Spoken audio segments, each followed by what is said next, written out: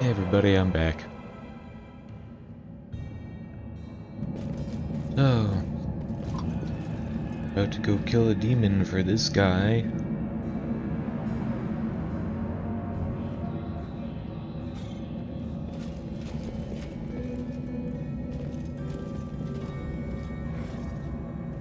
A success worthy of praise.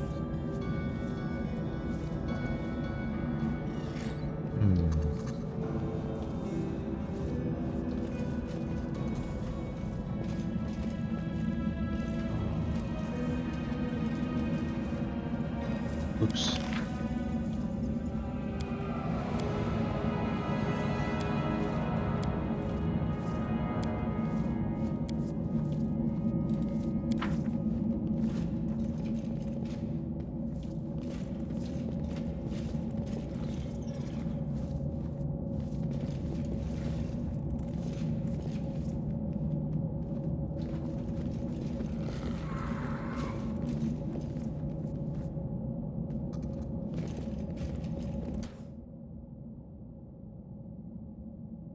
That must be the one he was talking about.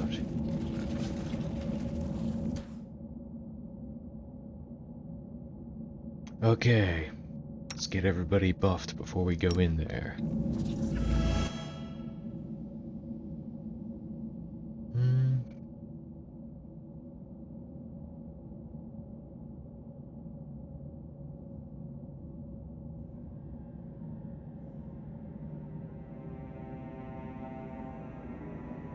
We must stop this war. There is no hope, only us. The gods have abandoned... What was I saying just now? Wanna play together?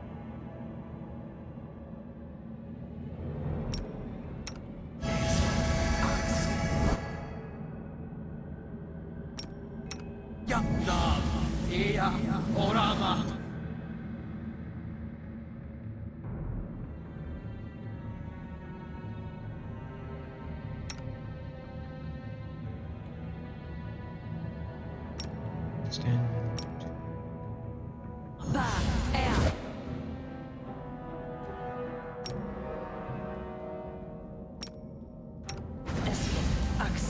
Yes. Something wrong?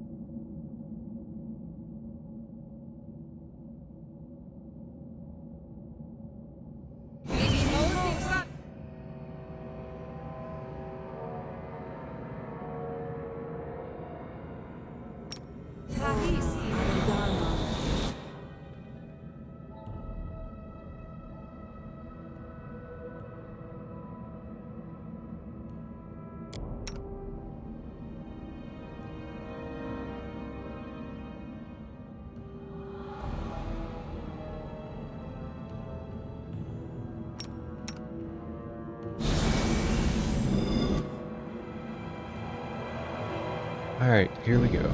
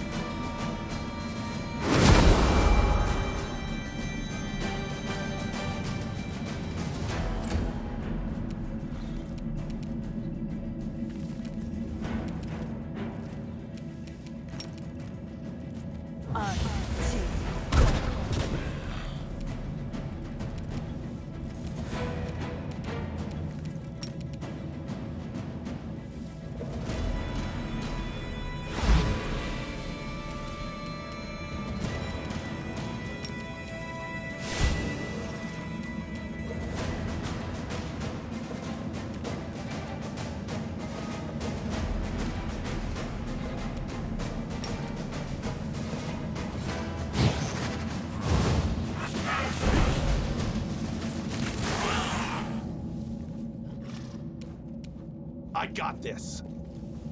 Ha! Now, Orama. Go.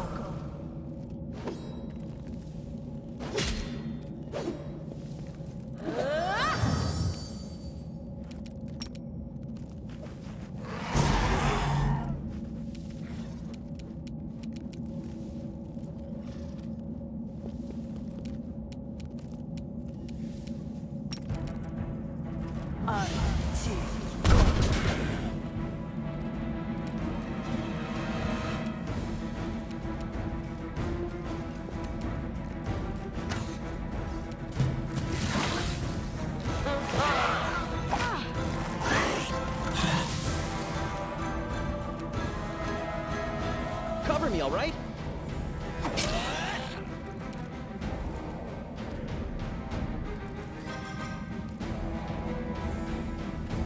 Damn you!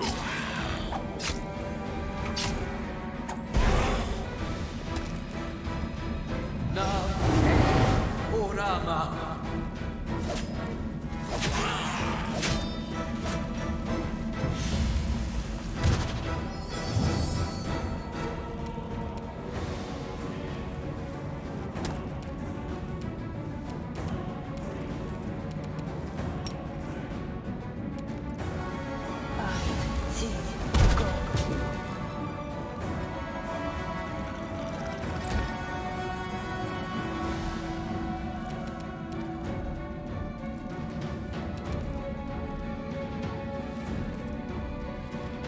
The Inheritor, guide my blade! Gotcha.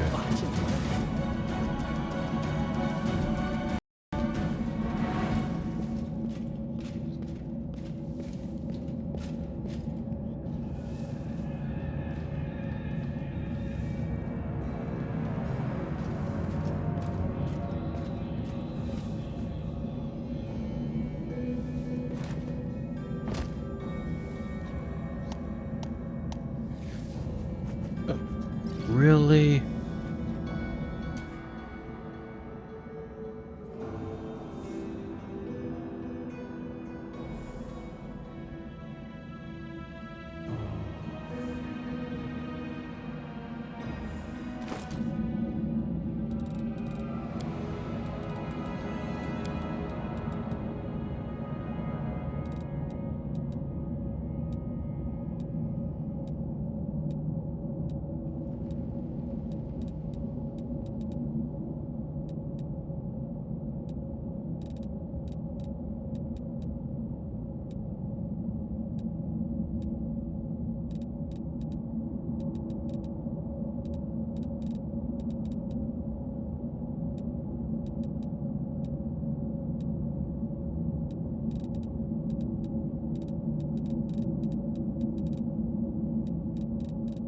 God fucking damn it.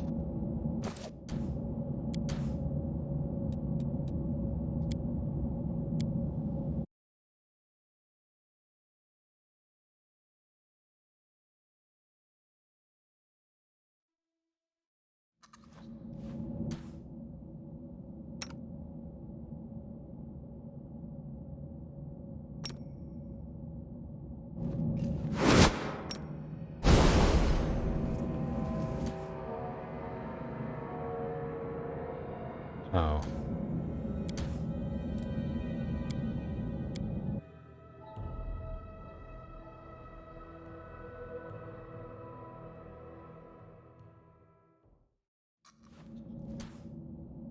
Should I?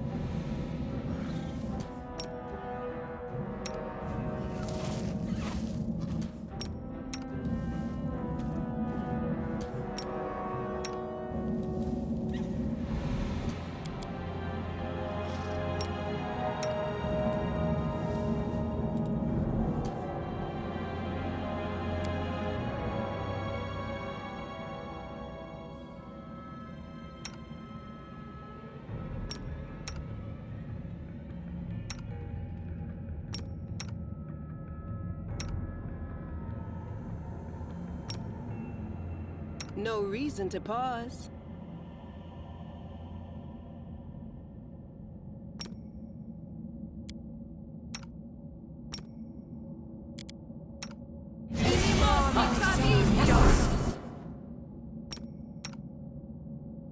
You require my unbiased opinion?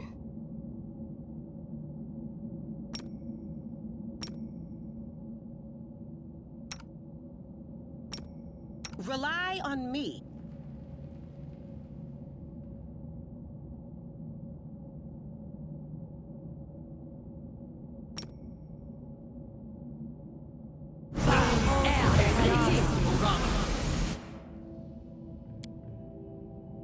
I'm here.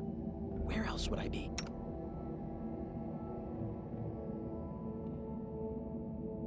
Please, allow me. You called? We will win this war.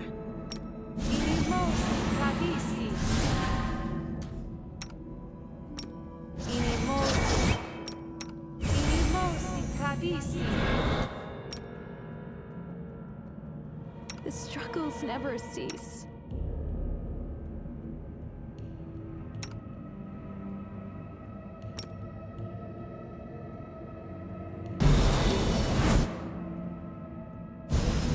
I refuse to accept their statement.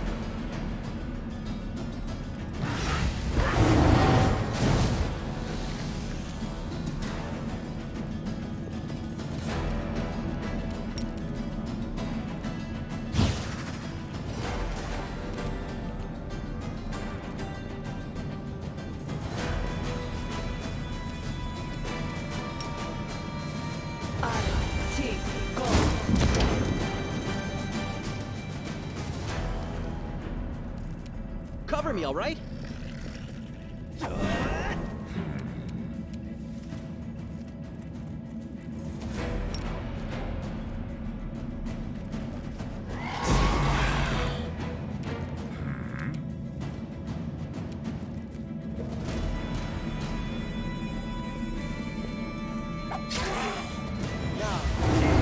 Orama.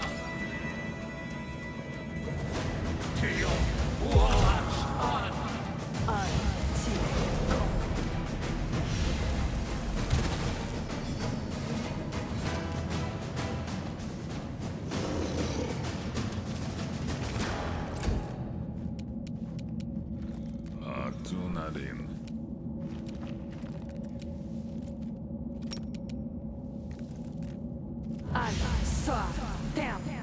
Mm.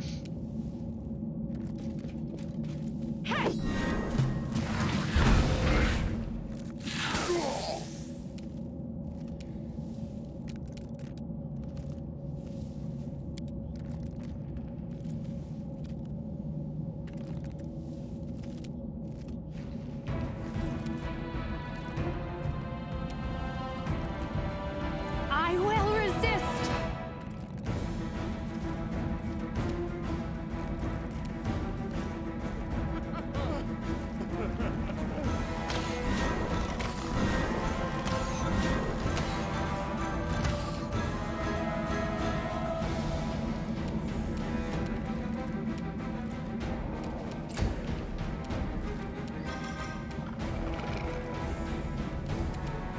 I got this.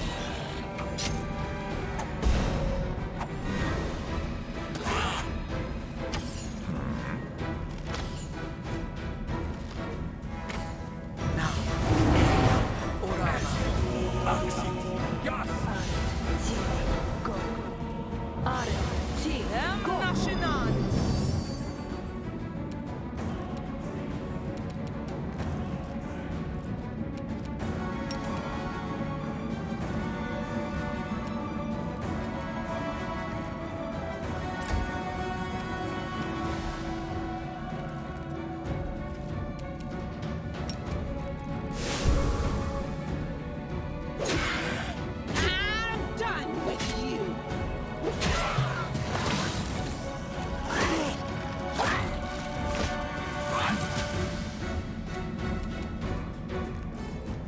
Prepare yourself!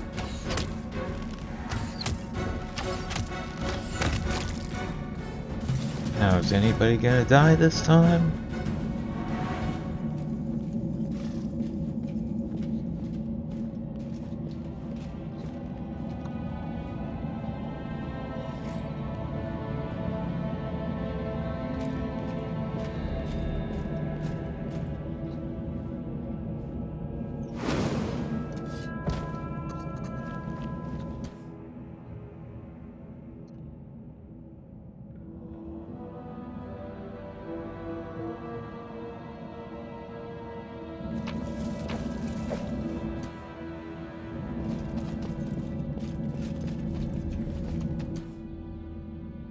Hold on, what's back this way?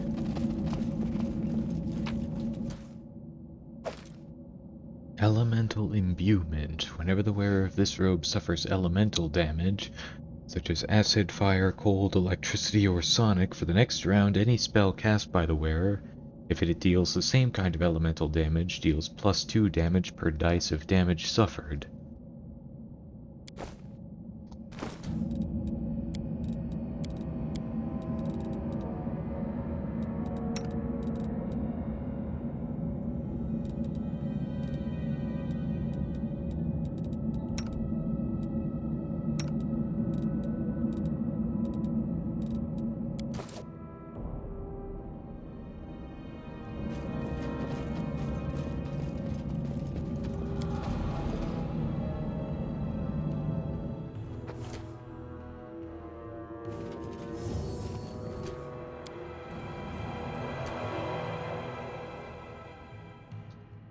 Two men enter, one man leaves. Is that what's about to happen here? He's gonna challenge me to single combat?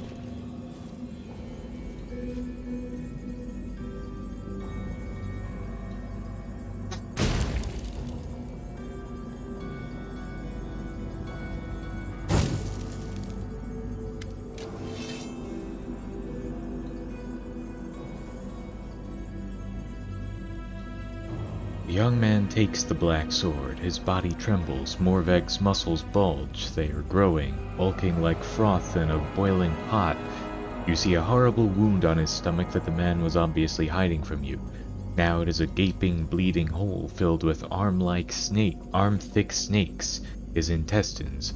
Morveg's voice is deep, animal-like. The Fang of Malice, the weapon of those who live by war, the weapon blessed by Gorum. The Fang will make its owner a deadly, almost invincible warrior that hungers for battle. A warrior who won't retreat, betray, or desert, for battle will become their reason for living.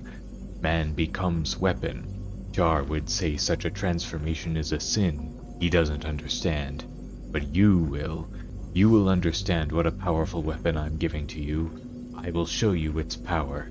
Prepare to fight, even now. Being weak, I am invincible. Rormgerbar, Todan Katar. Stop, warrior. Do you think you don't fear death? You simply don't know what it is you should be afraid of. What if you succeed and kill an innocent person? What if you win? Believe me, that is a far worse fate than death. Boy, have you decided to die a hero? Have you thought about the fact that one of us will have to go see your guardian, Char, and tell him that you died fighting against your own side? Did you stop to think that the old man might not be able to bear the news? Did you think about anything at all?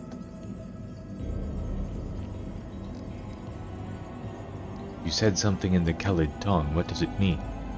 This is the language of Sarkoris. 2 will enter, 1 will leave. That's what priests of Gorum used to say when they entered his shrine.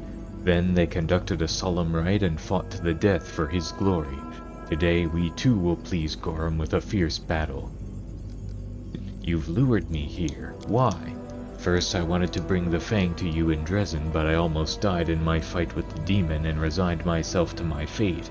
Then you came. What a stroke of luck. I will show you what the Fang of Malice is capable of. You are the commander. You must understand that our war is more important than foolish prejudice. Defeating demons is worth any sacrifice. What is this sword? This is the Fang of Malice. The one who takes it into battle will be devoted to war forever. The sword increases the powers of its owner and banishes other thoughts from their mind. Only anger and a desire to fight remain. Forever. The owner of the Fang will never return home. He will look for more and more battles. Gorum's power comes through the sword, turning the warrior into his servant, invincible and mighty. Can you imagine the good this weapon could do in the war against the World Wound? How about a dozen of them? They forged a lot of them in Sarkoris. You just have to find similar temples and arm your crusaders with them. I won't fight you.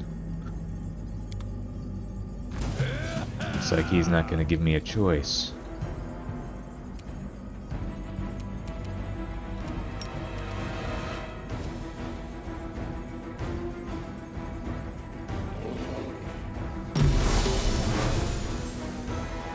Damn you!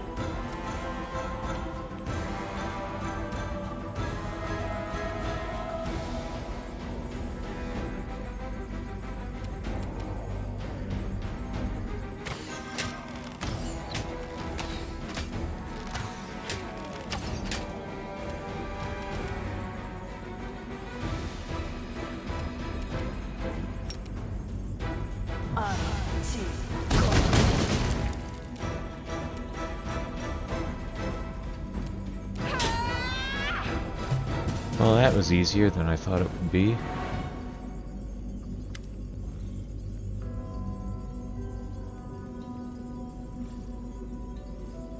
Wound is too deep. I'm dying, but you saw what I was capable of, even on the verge of death. Many such weapons were made in Sarkoris.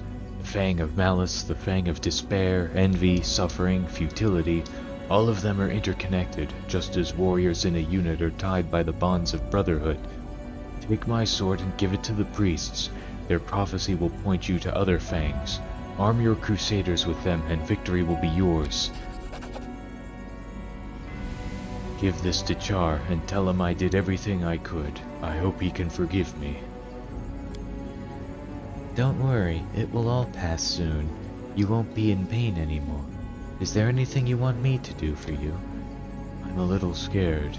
Can you sing me a song, the one my mother sang to me? The whistle of the bowstring calls the vultures to the feast. Do you know it?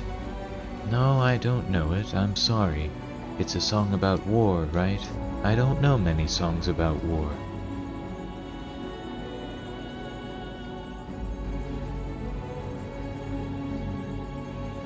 Huh.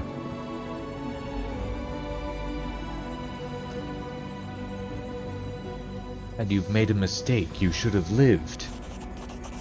Too bad. You don't understand either. Understand, you need to feel the pain of our ill-fated Sarkoris.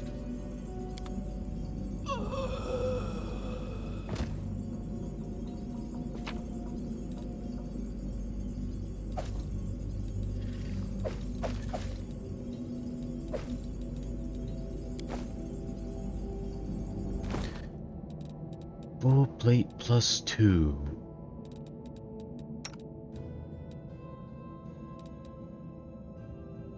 No, that's not better than what she has.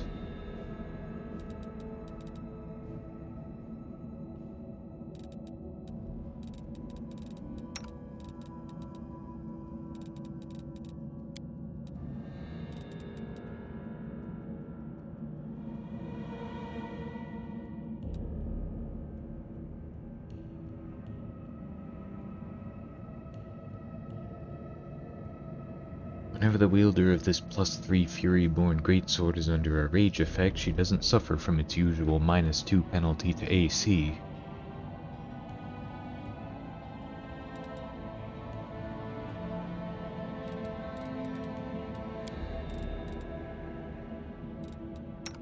Did anybody use a better amulet of natural armor? She could.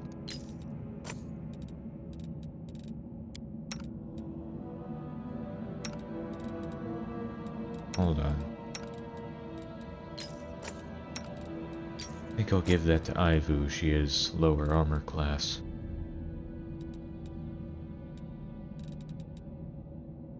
Giant strength +2 and +4.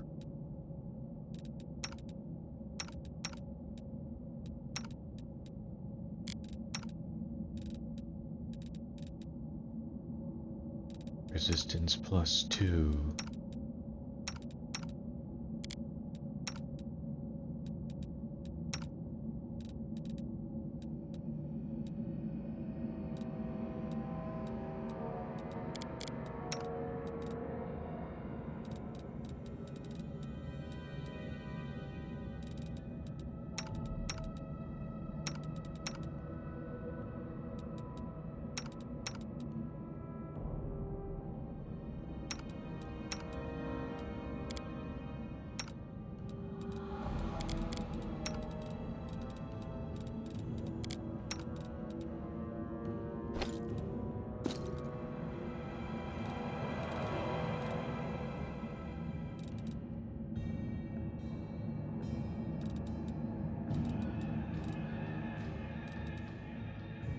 Ring of protection +2.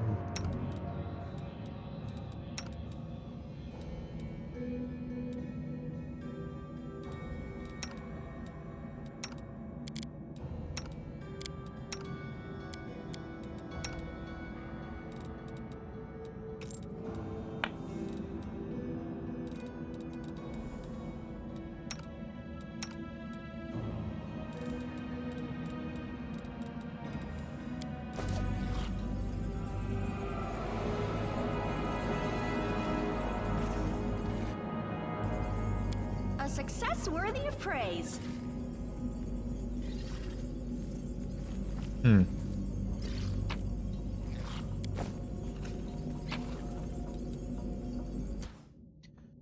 Arvang's note. Grulhild, I know that you have decided to go to Odin. It is your decision, but think about Ranhild. Belor will not protect you any better than Gorum will. You keep saying that your family must be together, but will you make it to the temple before the demons catch up to you? If you change your mind, I left enough supplies for you to get to Mendev. Your loving brother, Arvang.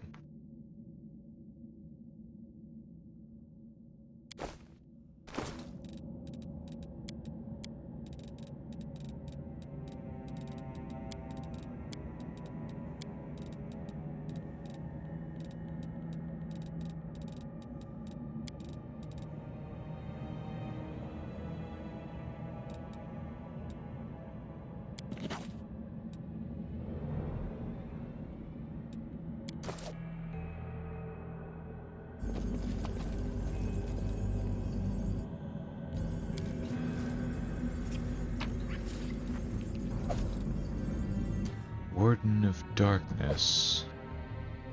This +4 Mithril Tower Shield gives the wielder DR5 good and a -2 penalty to attack rolls against evil characters.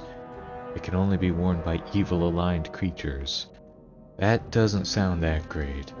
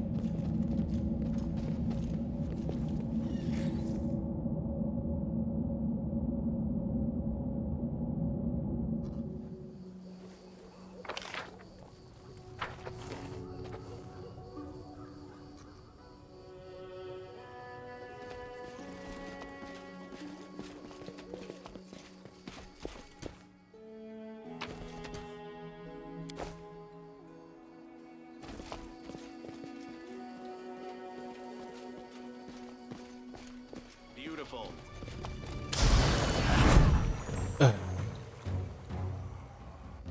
Another one. Are you still here?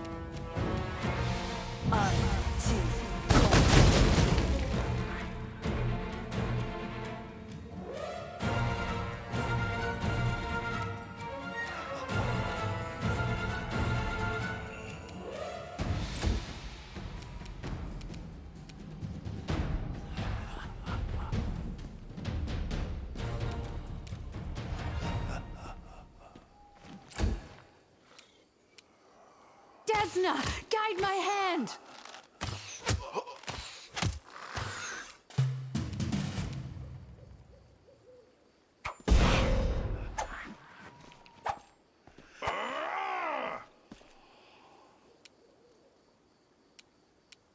Stab you or zap you? Why not both?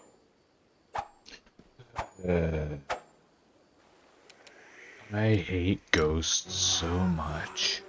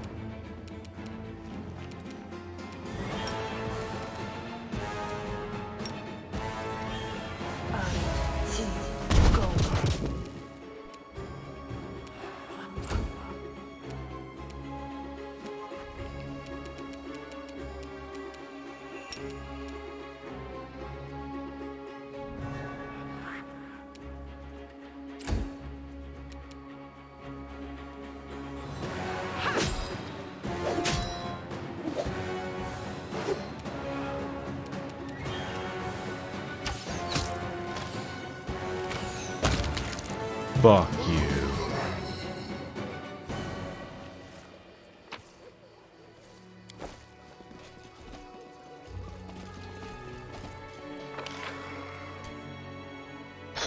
All right.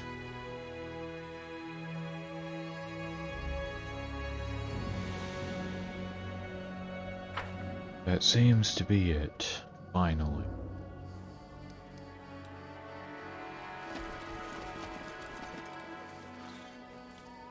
Hold on. Oh, yeah. I looted that already.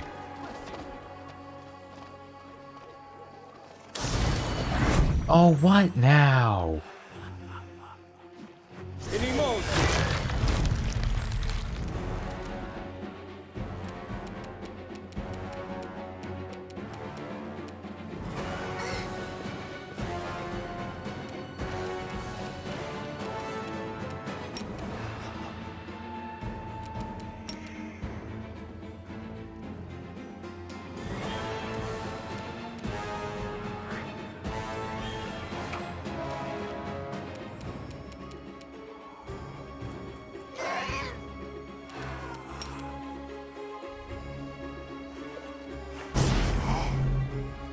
God damn it.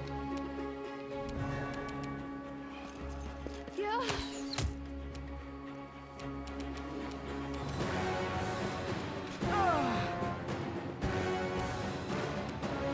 Into the fray!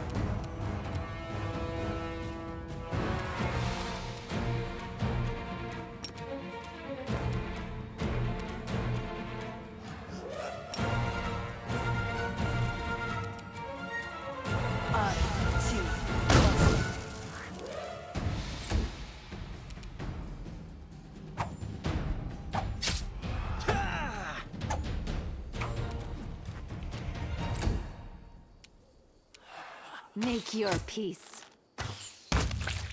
And fucking stay dead.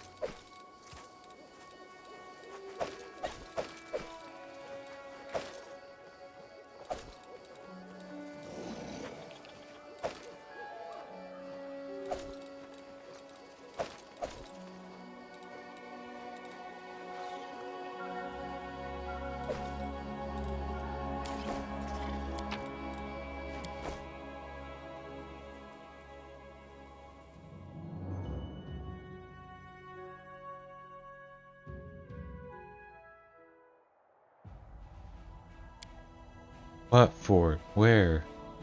Oh, that fort.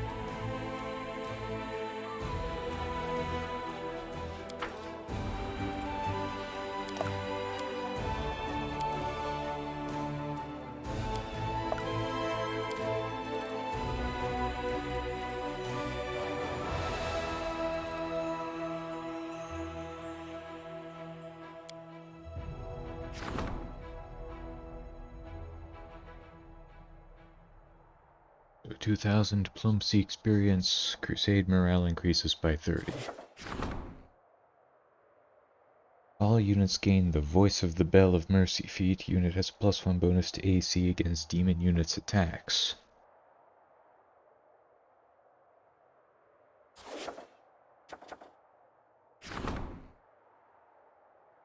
So go to the court, talk to the 3 crusaders, and Irabeth wants to talk. Irabeth wishes to speak to the commander. She would like to stress that this is a private conversation, not a meeting on crusade-related matters.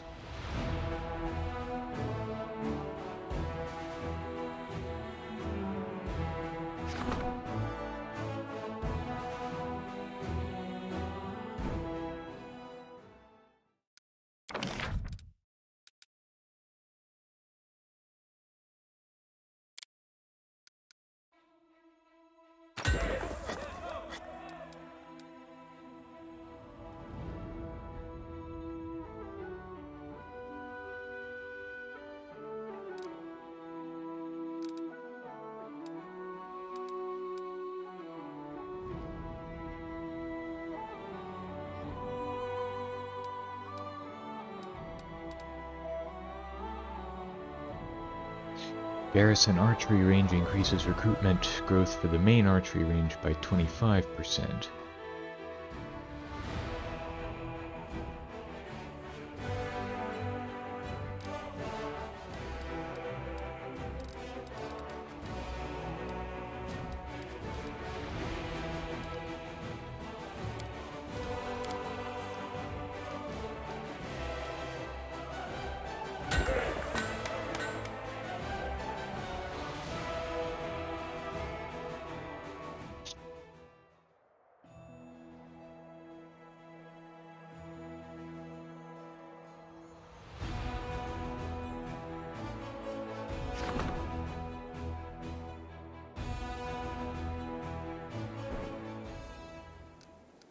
Being so close to Dresden, it probably doesn't need a citadel.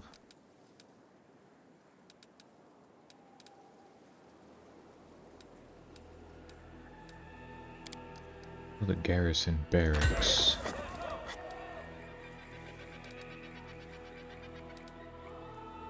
And a supply center.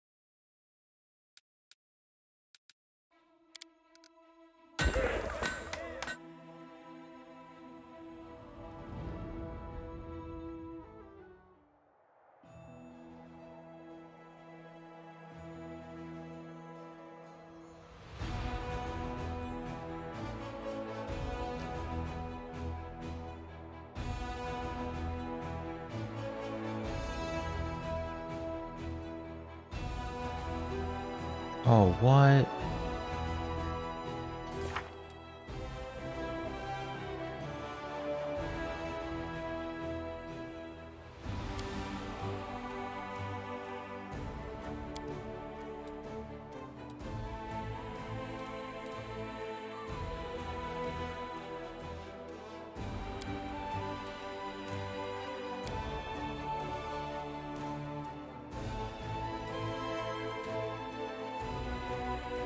Is there a limit to the price a true scholar will pay in exchange for knowledge? Of course there isn't, exclaims the exuberant neophyte who has just had her first taste of truth and is willing to do anything to taste it again. Suffering and hardship, fear and degradation, cruelty and betrayal, no price is too high, until the moment comes when it is time to pay up. The only person who can speak on the price of knowledge with any authority is one who has already been obliged to pay it. Someone who has walked close enough to the precipice of death, not undeath, but true final death, to realize that there is no turning back. Someone whose sanity has been tortured enough to grasp what it would be like to lose one's mind altogether. No, the price of knowledge can sometimes be too high. Gain knowledge by any means, but do not offer yourself as payment. If you do, you will cease to exist. Who then will celebrate your discoveries? Scientists and followers, cold comfort for someone who will not live to see it. An apt illustration of this reasoning can be seen in the fate of one woman who strove for knowledge, but who never imagined how devastating the price for such knowledge would turn out to be. When they hear the word scientist, most people picture someone respectable, well-heeled, working in a fully equipped laboratory. But a true scientist may be like this woman, barefoot, with unkempt, prematurely graying hair, pacing around the object of her research day and night, completely oblivious to the withering of her body and mind. Who is she, and what mystery is she attempting to solve?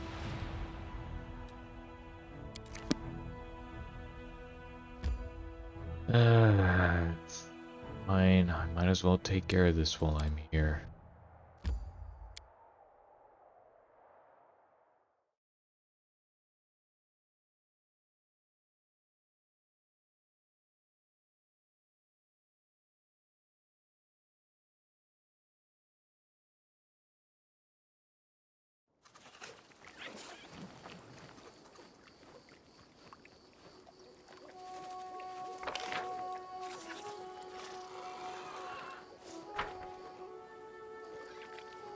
It went splendidly.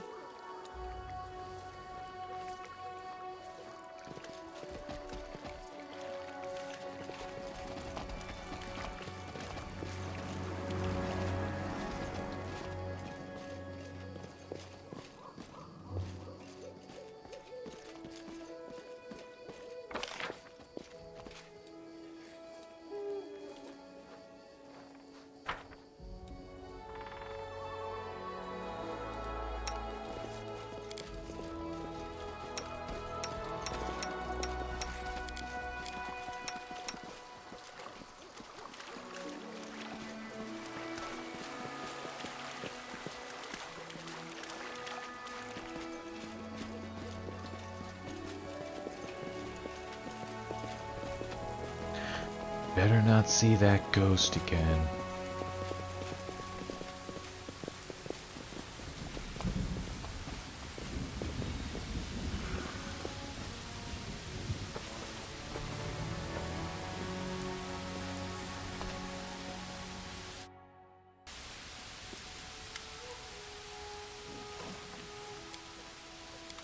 Nope.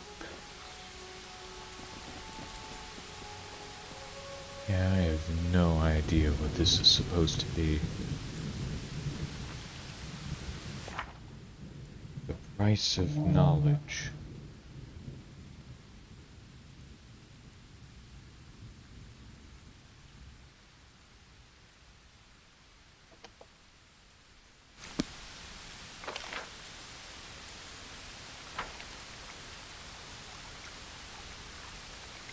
Alright.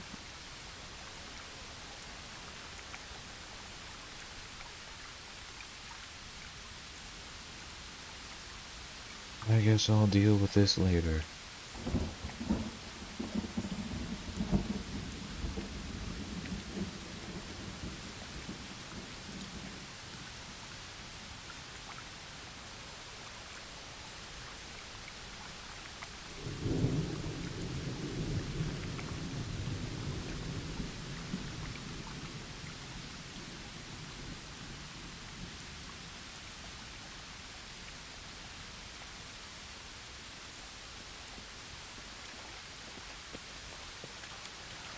A success worthy of praise.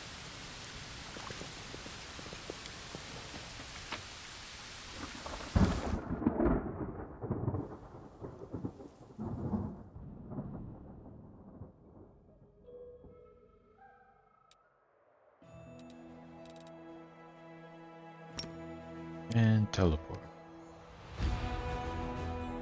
What else?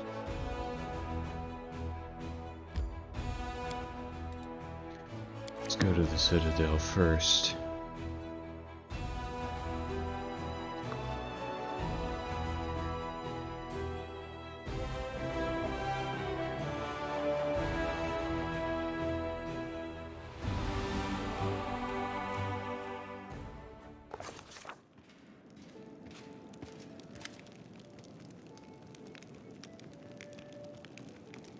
Commander, Forgive me for bothering you with a personal matter, but I just wanted to say how grateful I am to you.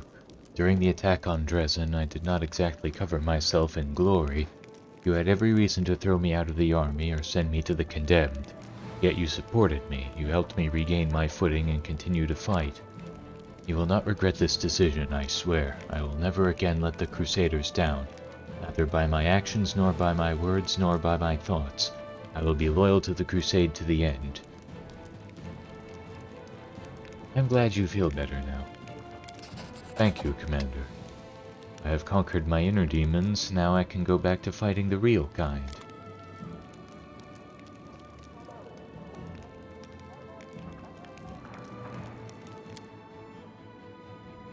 Anything else I can do with the Crusade?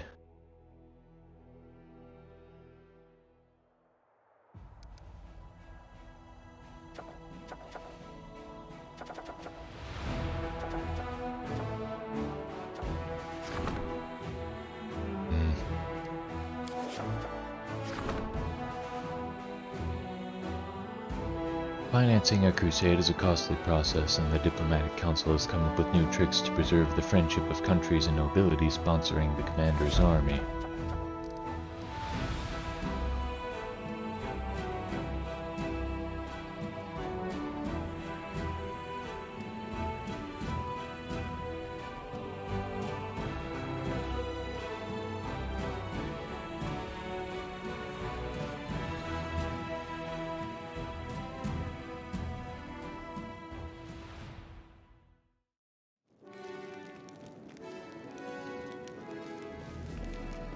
First things first, let's rest.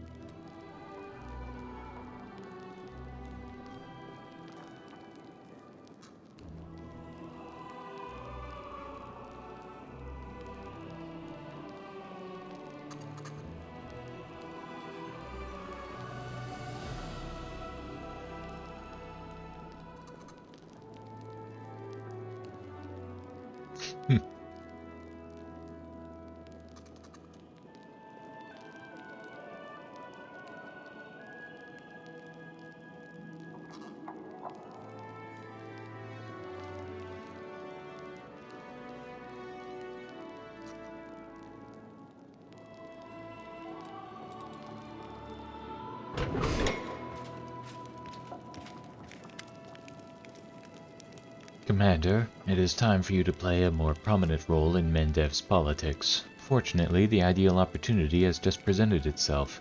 A conflict is brewing in the capital. A clique of aristocrats displeased with the Royal Council is scheming against Her Majesty's loyal servants. It's the usual power struggle. Something of this sort occurs every couple of years in any civilized society. Your entrance on the political stage is long overdue. Given that your opinion in Mendev is outstandingly well respected, the Royal Council has decided to make use of it. They are expecting you to denounce publicly the nobles' attempts to challenge their rule. I suggest we publicly address Her Majesty and claim that we're being drawn into an intrigue. Let the Queen know that we're loyal only to her, not to any of her subjects or servants. Sounds like we're not the only ones bored of the Royal Council. Let us support the disgruntled nobles, and Cousin Galfrey's advisors will have too much on their plate to worry about us. I say we don't get involved in someone else's squabble. And just to make it clear, we'll write a public statement to the people of Mendev that will have the commander plainly say, "Your bickering is not my problem, leave me alone." Both the council and the aristocrats want us to stop supporting their opponent, right? Well, let's just get a payoff from both for not messing with their business. That way we come out with a little something something, and we don't ruffle anyone's feathers. Why am I being pulled into Mendev's intrigues? You are a part of those intrigues whether you want it or not. Political influence is an unavoidable part of any position. In the hands of Mendev, you're a priceless tool, and the Royal Council won't pass up a single opportunity to use you for the good of the nation. By gaining the support of the High Priest of Neurosian, you, Commander, have demonstrated keen political insight. This step has made it clear to many in the capital that you are worth having as an ally. Oh, this is because I made that first choice with the political council.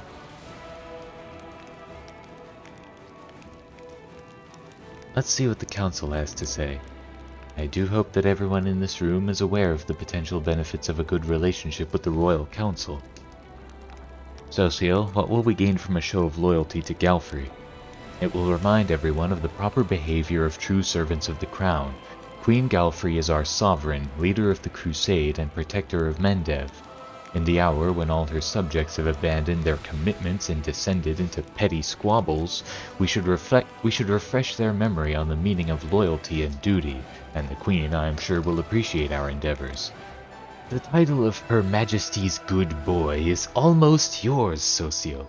Keep this up and you'll earn yourself a tasty treat. Dayron, what reason do we have to support the rowdy nobles? Like you have any love for the Royal Council. If we support the aristocracy, it will cause a power struggle between them and the council, and everyone will leave us be. Besides, the nobility has access to forces that are very much comparable to those of Galfrey's advisors, and we could use those forces. I would not recommend it. Count Arenday is simply entertaining himself by turning the Royal Council against you. Lan, what's the point of addressing the people? Like a true caveman, I believe in naive fairy tales. For example, I believe that the nobility and the members of the Royal Council still have a shred of conscience left. If people look at them and say, "Stop the infighting," who knows, it might work on someone. And if not, well, at least we can count on the support of the common folk. Ha! That part about conscience was a knee slapper. And the whole common folk support thing was pretty out there too. We've got nobles and the crown feeding us resources, and it's still not enough. How are we going to wage war on chump change from bakers and grocers? Woljif, please elaborate on your strategy of non-interference. So how these things work on the street, right? Smaller gangs split up the territory, shake down the shopkeepers, and give a cut to the top dog so that they sit tight without muscling in on the smaller gang's business. Because if the top dog is unhappy with the cut and hits the street, it's a turf war, and everyone loses a whole lot more. So we'll do the same. The nobles don't want us to support the Royal Council. The Council is scared of us backing the nobles. So make them take out their wallets and send us lots of troops. We'll just sit tight and kill demons without worrying about their games. But if we run out of troops, we'll drop by the capital for one heck of a turf war. Except we're not a gang, and the commander was given power to wage a holy war, not to rob shopkeepers and terrorize townsfolk. Lady Kanomi, how will the Royal Council repay us for our support? Spoken like a true politician, Commander. Very well, let us talk price. I can guarantee you that in return for your loyalty, the Royal Council will ensure the stability of equipment deliveries in the future. Quite convenient, don't you think? Having no one twisting your arm with threats of supply shortages. Furthermore, the Royal Council may review Dresden's reinforcement plan. Mendev has plenty of garrisons holding an excess of troops. You need them more than they do. Today, we're pacifying recalcitrant nobles, and then what? Stamping out peasant revolts? I must have dozed off when the priest of Iomade was mentioning the commandment, fight demons but never forget about the whims of the powerful.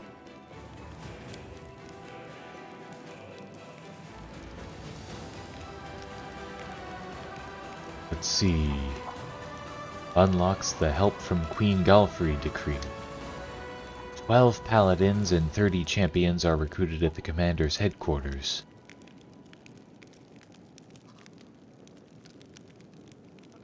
Help from the noble houses. 12 cuirassiers and 20 marksmen are recruited at the commander's headquarters. People's help. 35 light cavalry and 75 shield bearers are recruited at the commander's headquarters.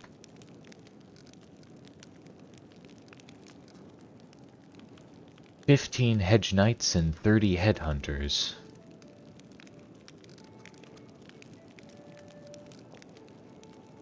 "70 slingers and 100 conscripts.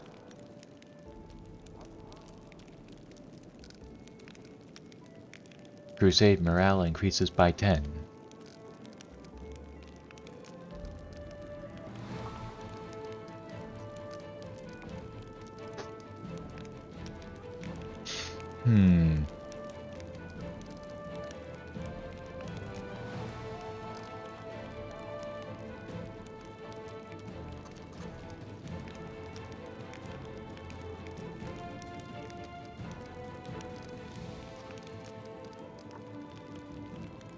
Yeah, I'm not sure that units matter to me all that much, so let's go with this one.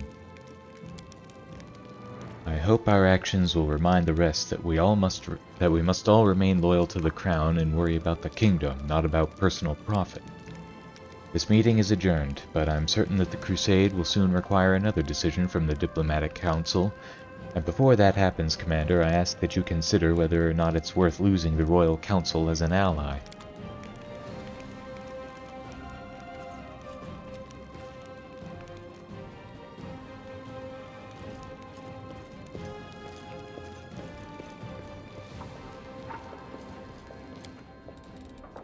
To the streets.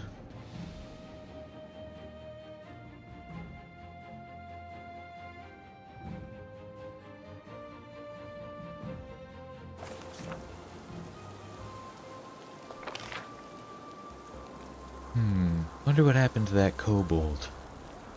I think he said he was gonna be around here somewhere.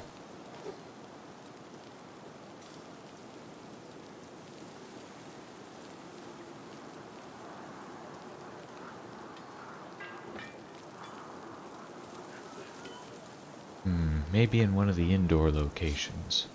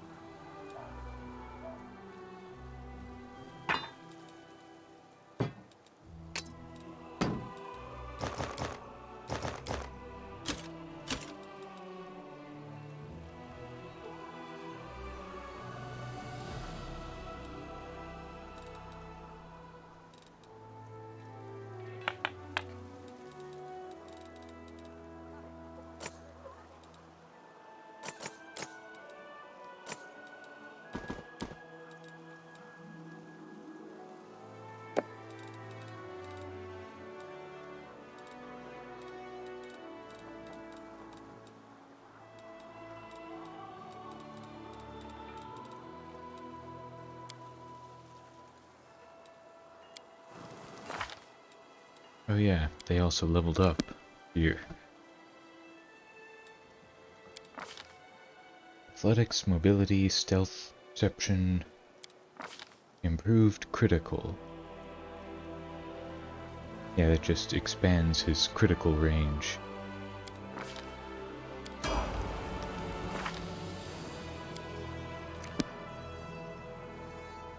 Force of will. And another discipline.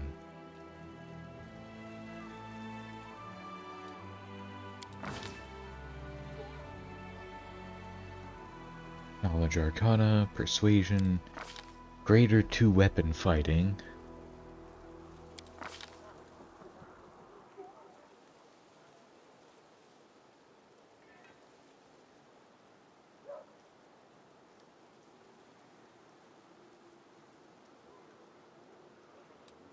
Compulsion and fear.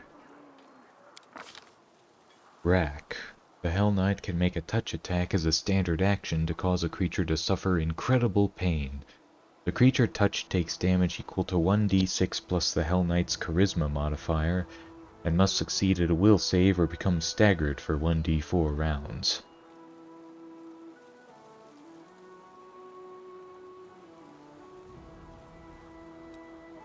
I don't know about that.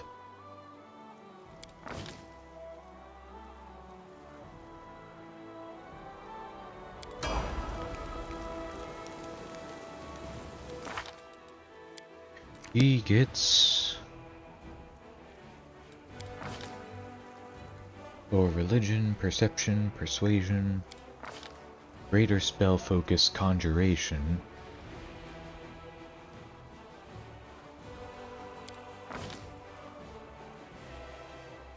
and a bunch of new spells. Blessing of Luck and Resolve, Mass, Chains of Light, Eagle Soul, True Seeing Communal, Bear's Endurance, Blade Barrier, Bull's Strength Mass, Cold Ice Strike, Cure Moderate Wounds Mass, Dispel Magic Greater, Eagle Splendor Mass, Elemental Assessor,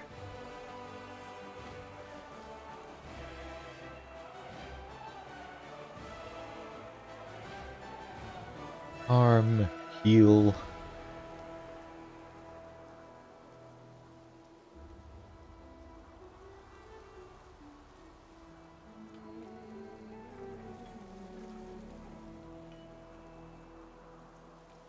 Hellfire Ray,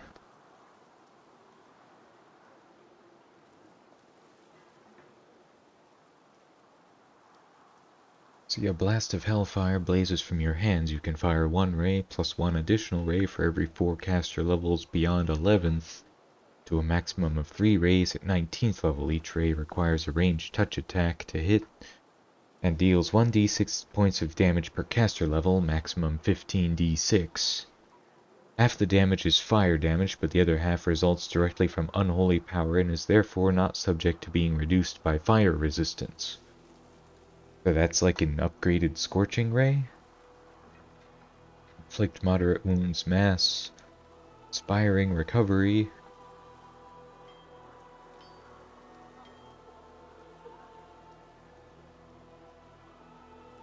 Owl's Wisdom Mass, Plague Storm, Summon Huge Elemental, Summon Monster 6, Undeath to Death, Banishment, Create Undead,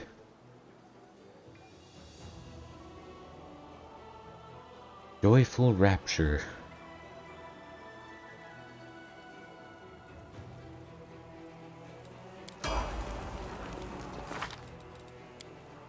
and he gets another revelation, Knowledge Arcana, Knowledge World, Persuasion, Spell Focus Conjuration,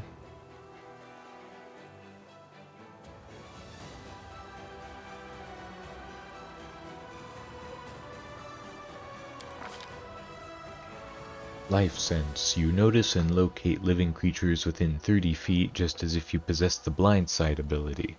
You must be at least 11th level to select this revelation. Resist Energy, Remove Curse, Protection from Energy Communal, Breath of Life. That would have been helpful 5 minutes ago.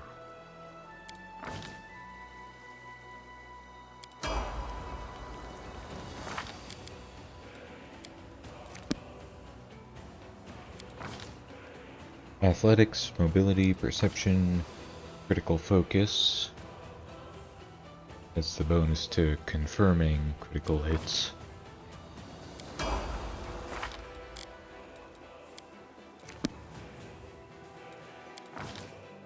Trickery, stealth, piranha strike.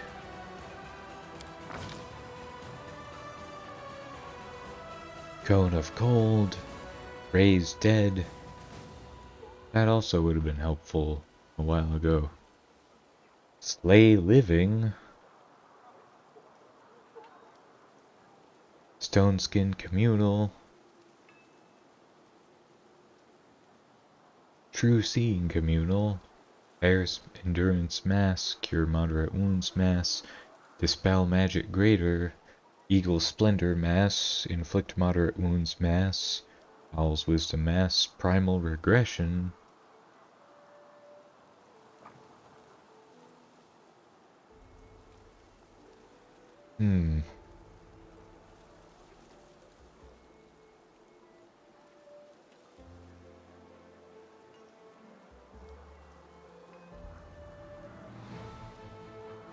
Stone to flesh.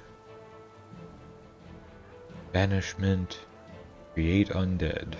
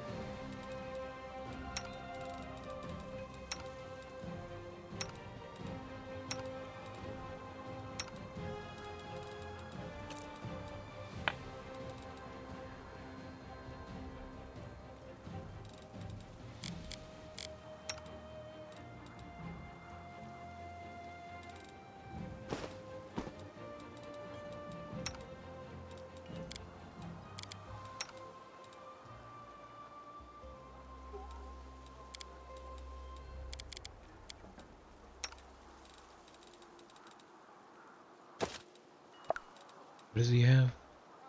Bracers of Heavy Hand. These bracers grant the wearer +3 bonus on damage rolls with the offhand weapon when dual wielding or wielding two-handed melee weapon, for example a double weapon.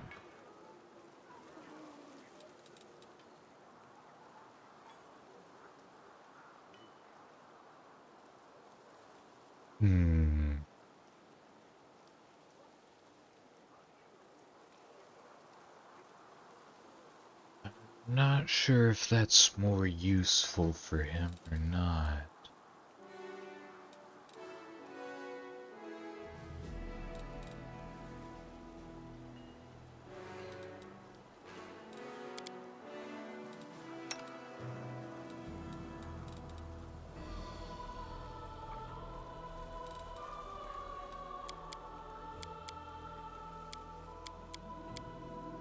Yeah, I think the only people who wield two-handed weapons are Social and Regal. He dual wields, but that's only useful for these bracers. What does he have?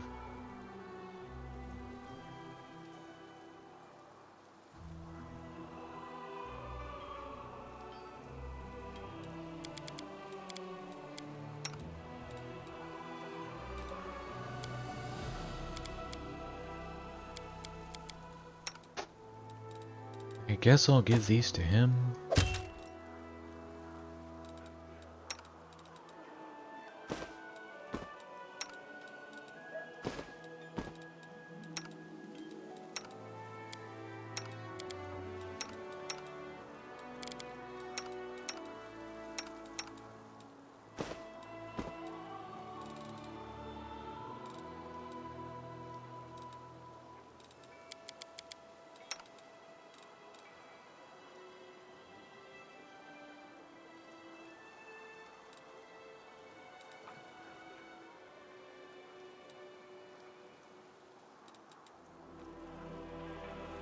Let's see.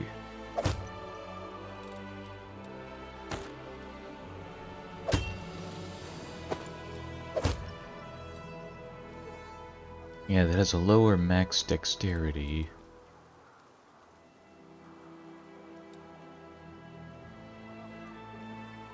But it does give me DR3.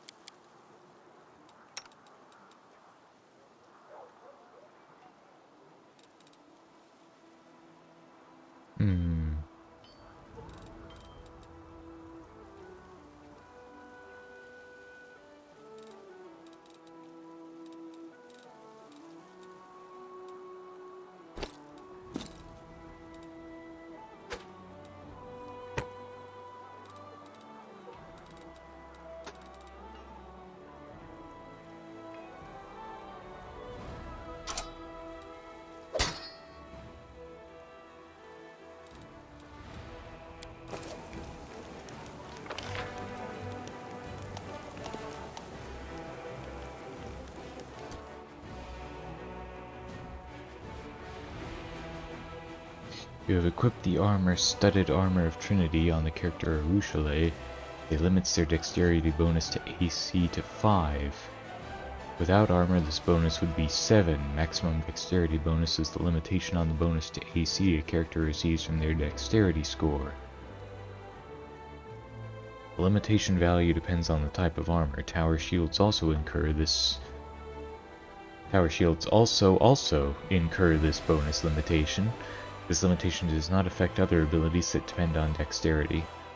This character should wear lighter armor. Studded armor of Trinity would better serve a character with a lower dexterity score.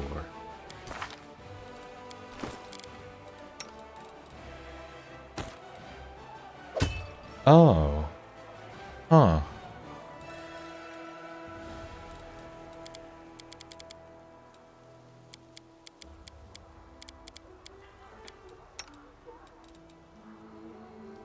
Yeah, it's not better for him than what he has, though.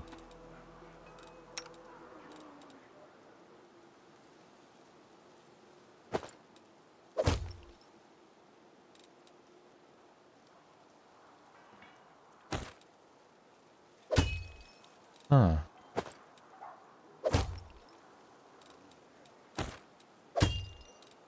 It's slightly heavier. It'll be fine. And that gives me damage resistance. So I'll go with that one.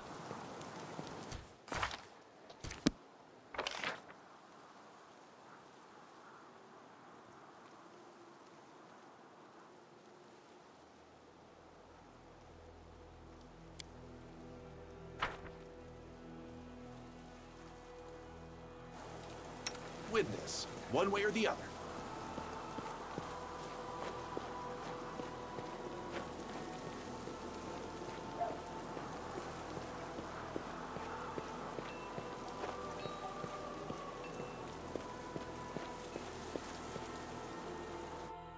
Alright, time to deliver the bad news. Morveg is dead.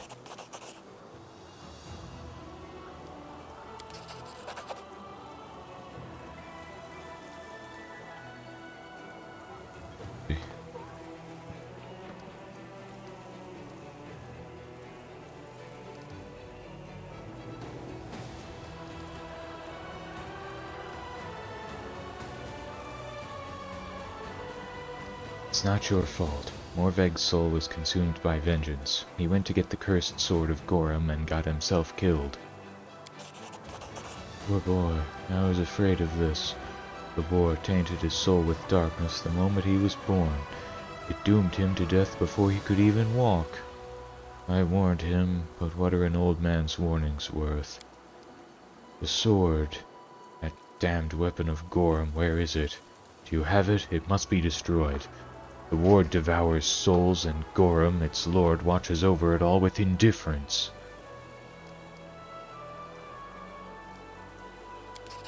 You've done the right thing, the honorable thing. No one will ever fall victim to it again. No one will suffer poor Morvig's fate. Damn this war. I know how difficult it can be to keep yourself in check when war is raging around you. When your comrades are dying, your deed will not go unnoticed. The ever-bright crusaders will tell of your wisdom. They will tell all Mendev that you did not allow war to enslave your mind.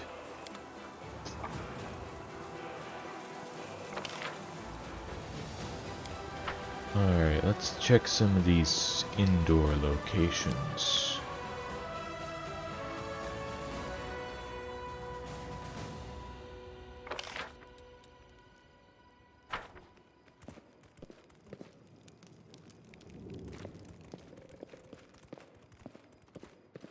I can handle it.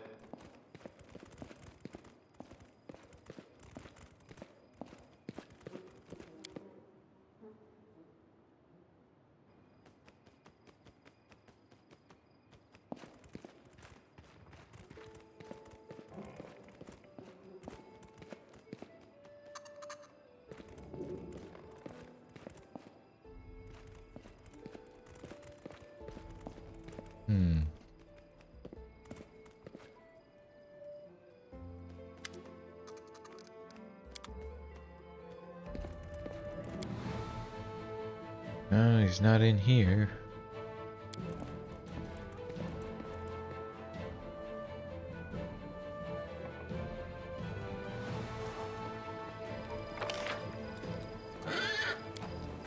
In the prison?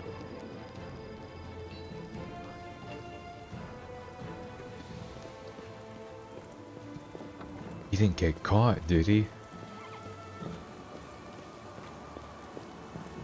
Can't make the demons wait.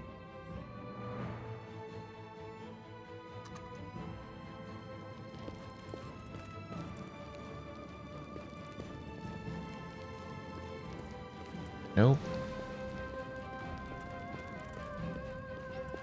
Beautiful.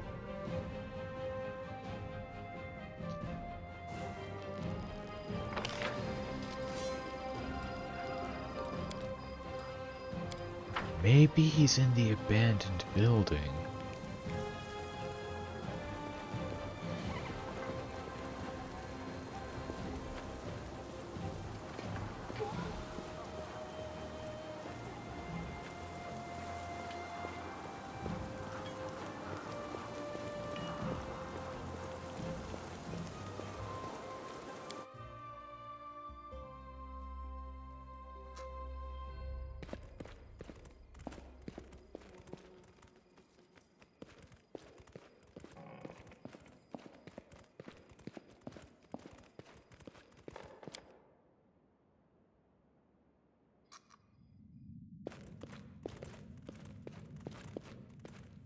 No, he's not here.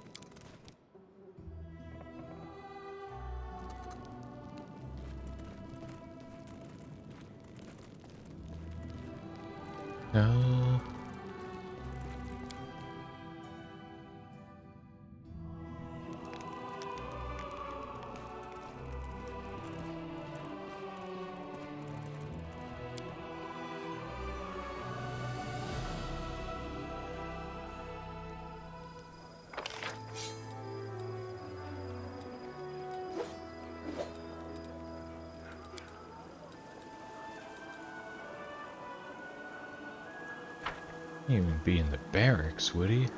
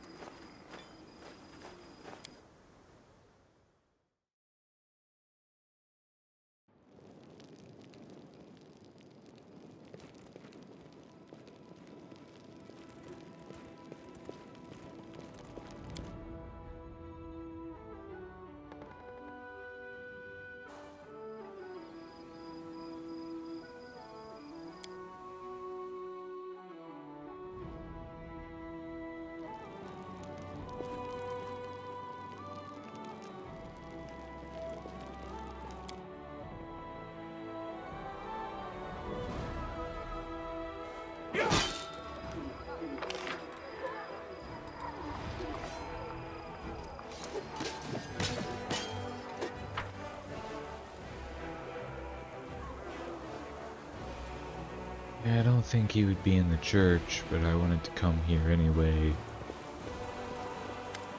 Talk to them.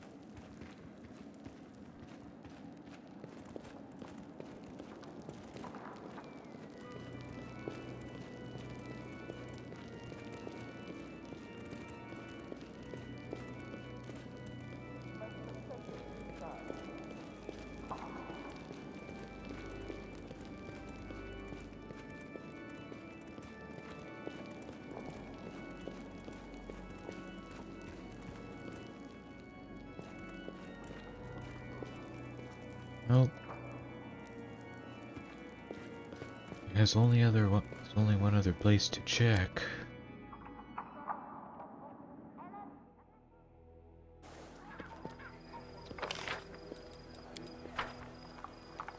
That's this house up here.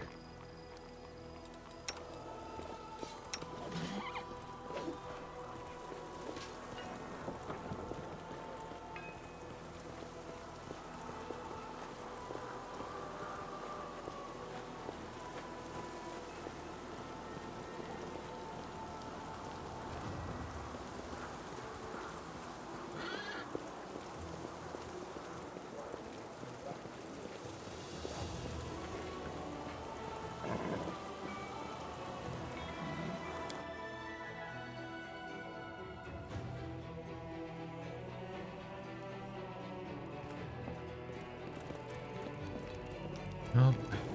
He just hasn't arrived yet.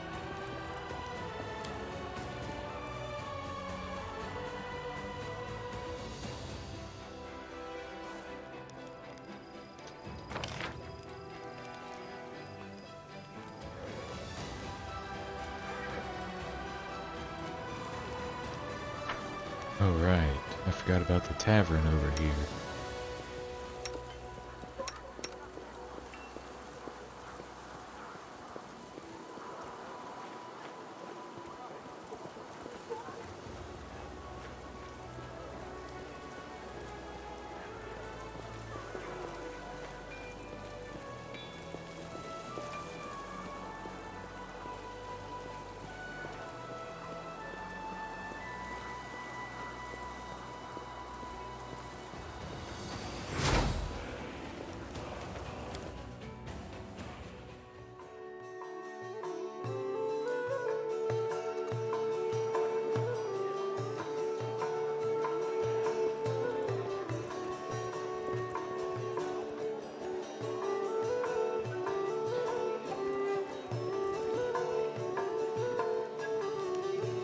Nope.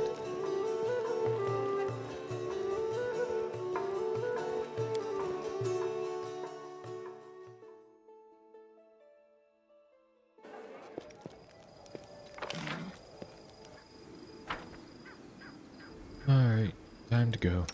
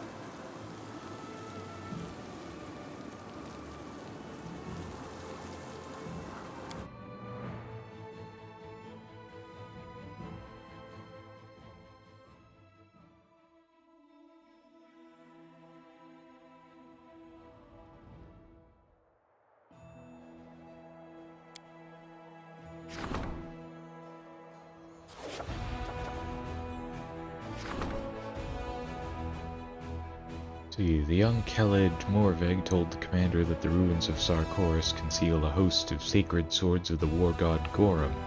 The blades turn their masters into bloodthirsty monsters that are practically invincible in battle. The soldiers are ready to hunt for the antiquities that will certainly be useful during the war, but this would come at a cost. The souls and minds of those who dare arm themselves with the swords of Gorum. See, all trainable and mercenary infantry, cavalry, and grand tier units gain the Swords of Gorum feat. Unit has a +2 to attack, a +10 bonus to damage, and a -2 penalty to AC and initiative. Not sure I like the sound of that.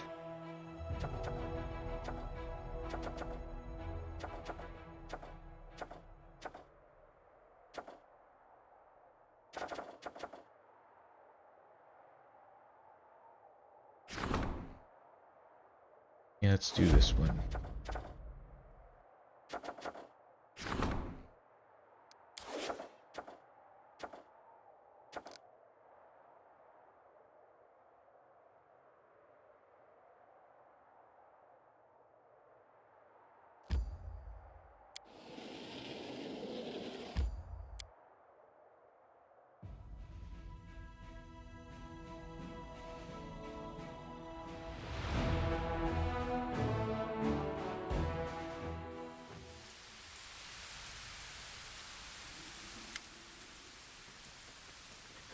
Ah, and there's the one who will tell us what to do. A couple of weeks ago, we've had ourselves a great party in the camp. Wine and songs had lifted our spirits so high that our laughter was heard by a most curious visitor. Her name is Wise Thunder. She's an Azada and a traveler from Elysium. She liked us so much that she stayed with us through the night, and in the morning she called herself our eternal friend. Then she promised that her retinue would always answer the Crusader's call. Unlocks the Defenders of Freedom decree. 3 Yama Azadas are recruited at the commander's headquarters. Ever since, volunteers have been arriving at our camp now and again, folks who've met Wise Thunder and were impressed with her tales about us. And just the other day an entire unit came, all of them worshippers of Caden Kalian. We got along straight away, but it just didn't feel right. Here we were, having fun while your soldiers were toiling away in their service, all bored and sad. So we figured the Cadanites should enlist in your army to boost their morale. They went to the recruiters and said, "We're here to serve, help, and cheer everyone up." Your gruff officers took one look at the volunteers and unanimously refused to let them near the troops. They alleged that the Cadanites would ruin any semblance of discipline in the army. I'm fine with discipline, but why be such jerks about it? You could find them jobs suited to their strengths. Ask them to help recruiters with attracting people. The Cadanites are renowned for their eloquence. Or task them with intelligence gathering. Their adventurous streaks would lead them into the maw of Lamashtu herself, and they'd return with valuable information.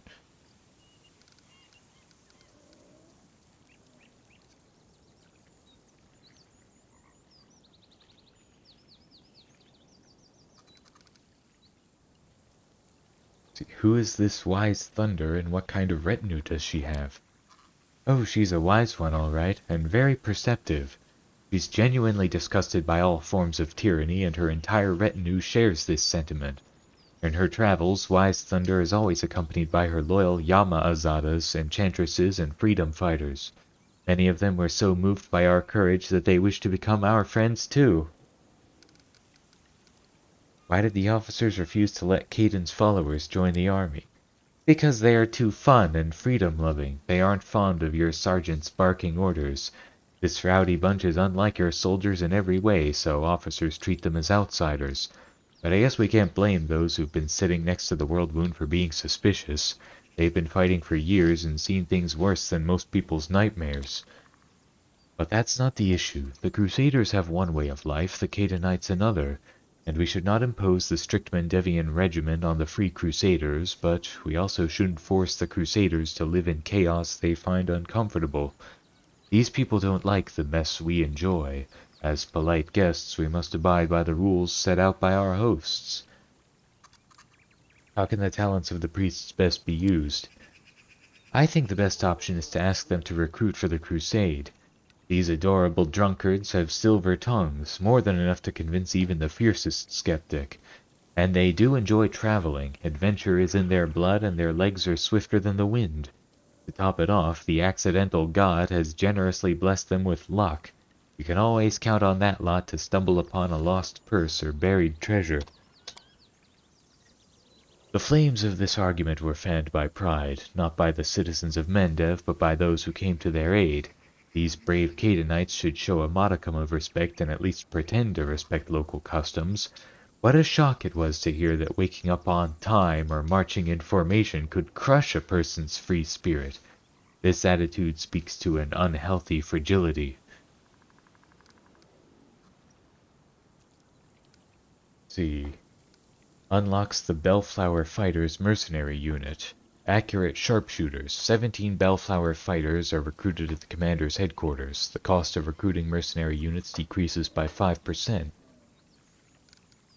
Run errands for my scouts.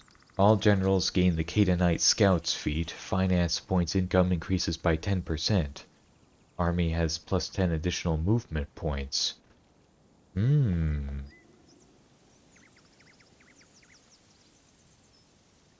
I mean, I liked that one, but that one looks really tempting.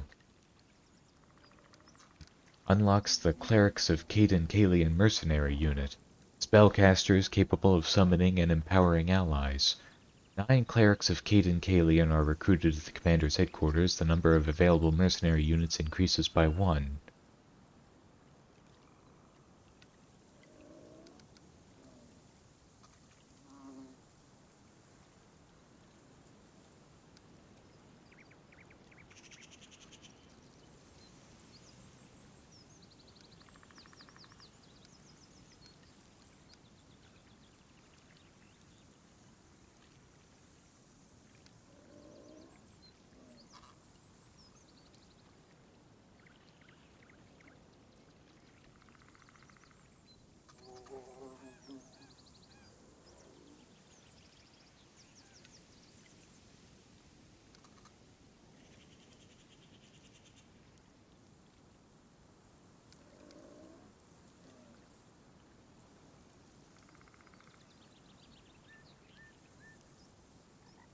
Yeah, let's go with this one. Huh, we'll see who'll be running errands for whom. That'll keep them from provoking the officers if nothing else. I even have a couple of ideas about how the recon squads could be organized. We'll do it, Reynard. This feels strange. We're in it together, spilling blood and fighting the same demons, but it's still difficult to understand one another. I'm glad we have you. I'll come to you right away next time we have a falling out.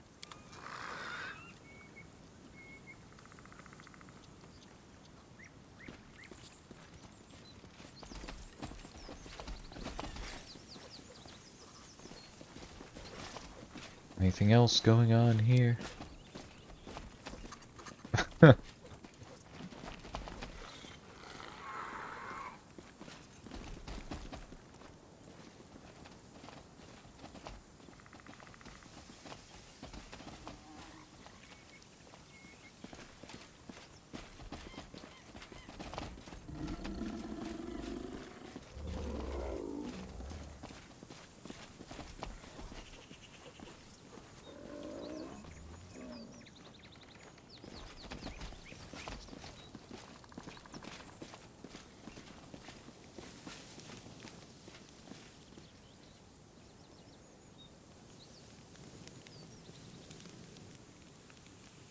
Yeah, I don't think there's anything else going on here.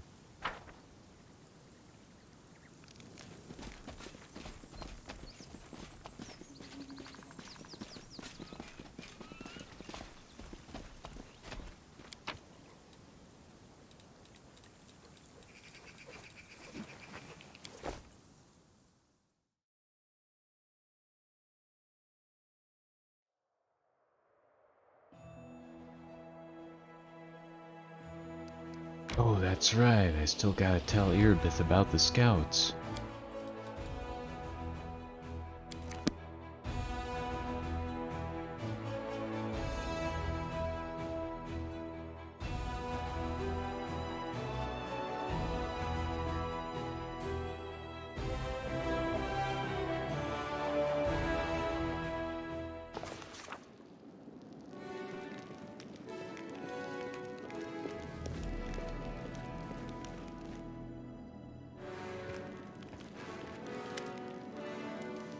Good afternoon, Commander. What can I do for you?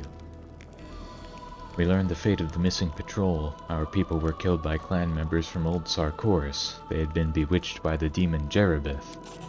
Survivors from Sarkoris? In the middle of the world wound? They must be made of tough stuff. I'm sorry they've been set against us. Sorrier still for our soldiers. We're losing our people to demon trickery again, but at least the mystery is solved and it won't happen again.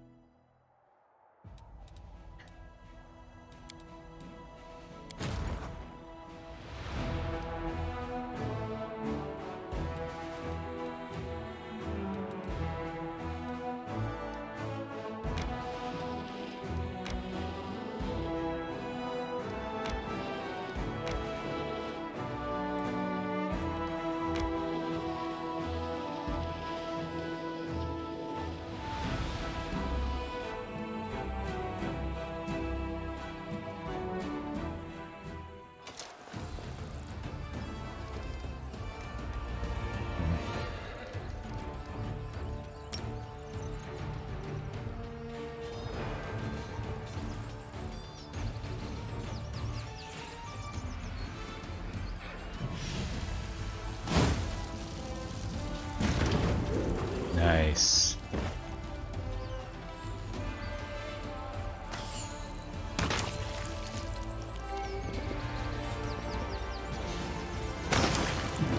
What the fuck?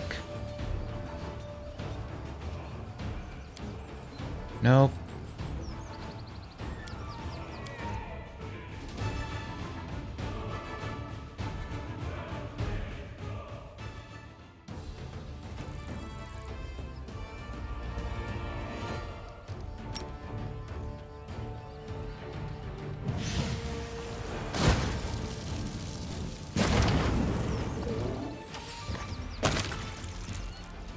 Fuck you.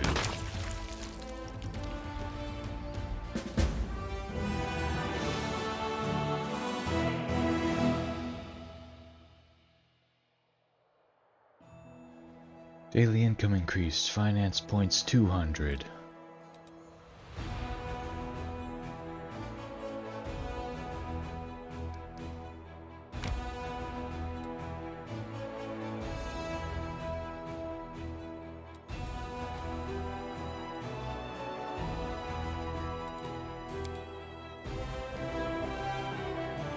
Now, where to next?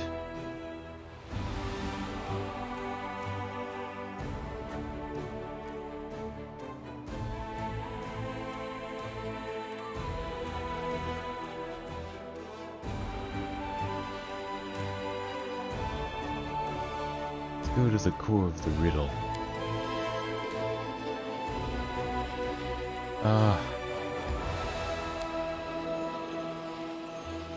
Never mind, we're going back to the court.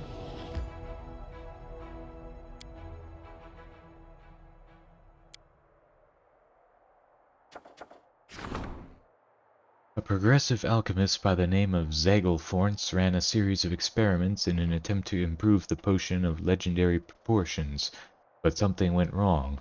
Soldiers who tasted his creation cannot return to their natural form and have grown quite dim. However, the alchemist assures everyone that no harm has been done since giants are more useful than ordinary soldiers, and the usefulness of intelligence in a soldier is debatable in the first place. Unlocks the Work for the Giants decree. Materials points income increases by 1. Cure the poor victims. Healing the Giants decree. Crusade morale increases by 200.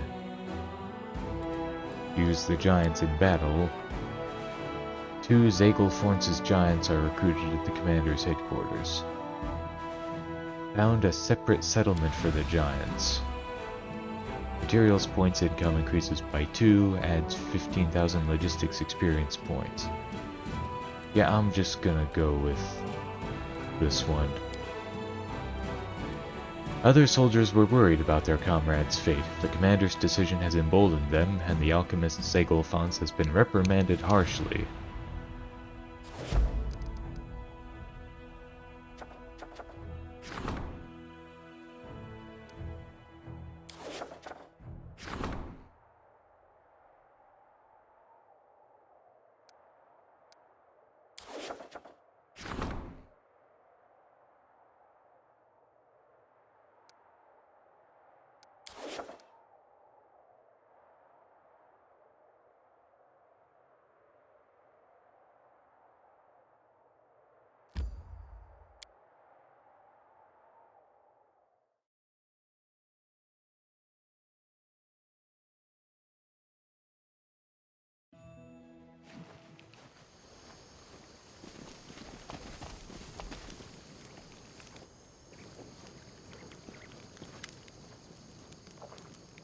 You're my dear friend, Ilks, but sometimes I just want to shake you. Yes, Desna is our goddess, but she's the goddess of freedom. We mustn't follow her blindly. There's no arguing with you when you're being stubborn like this. Perhaps Reynard can make you see sense. We're having a disagreement over an important matter. We learn that you found and restored one of Desna's relics, the Bell of Mercy. I believe it should be moved to our court, but Aranka disagrees because... No, I'll explain it better. The bell is a sacred relic with the power to frighten away demons. It's not really needed in Dresden, as the city is protected by the Sword of Valor anyway, but it could prove useful here. And yet the thing is, it's an ancient relic with a history of its own. We didn't create it, all we can do is use it. To me that feels too much like singing other people's songs instead of writing our own. The court just appeared before our very eyes, that's what makes it unique. Its music should be unique too, that's why I want us to craft an enchanted musical instrument of our own instead of using the Bell of Mercy.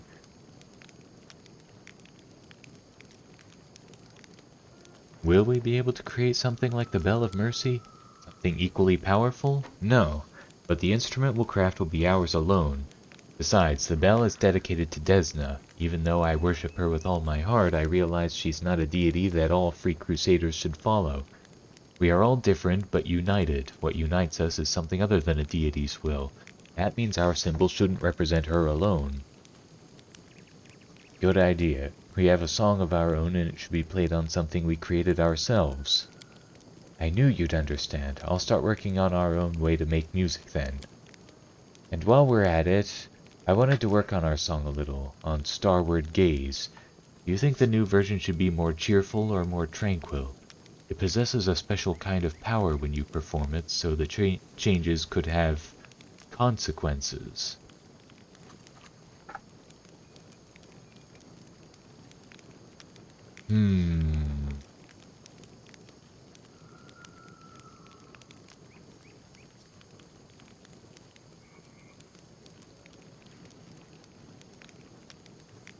Ah, boy.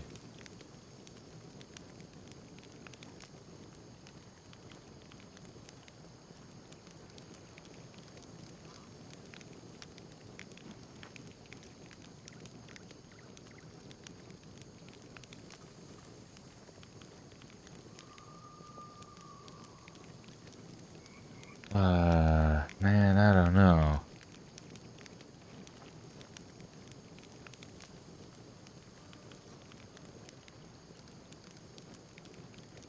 Let's go with tranquil. Great, I'll do it as you prefer. Drop by when I'm done, it'll take a while.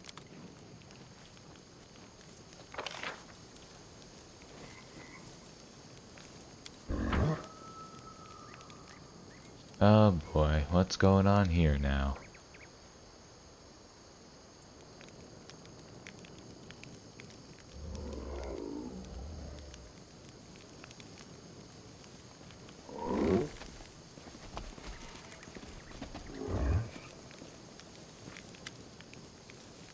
The amount of intoxicating drinks you've imbibed is equal to the amount of water 100-year-old oak would need in a week, my good lady.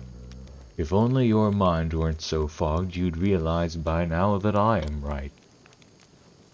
What you said there was beneath your dignity, good Scarenthal. Just so you know, my god condemns excessive drinking.